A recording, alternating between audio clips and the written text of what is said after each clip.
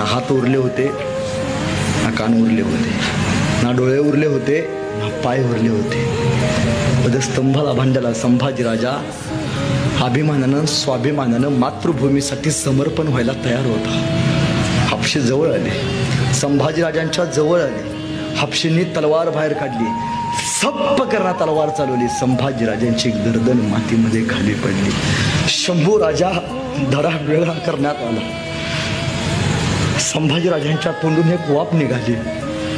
वाफेबरोबर माती आकाशात उंच उडाली आणि उडणाऱ्या मातीला माझा संभाजीराजा सांगत गेला, सांगा आबासाहेबांना, सांगा आबासाहेबांना, तुमचा छावा मातीत नाही मेला, तुमचा छावा मातीसाठी मेला.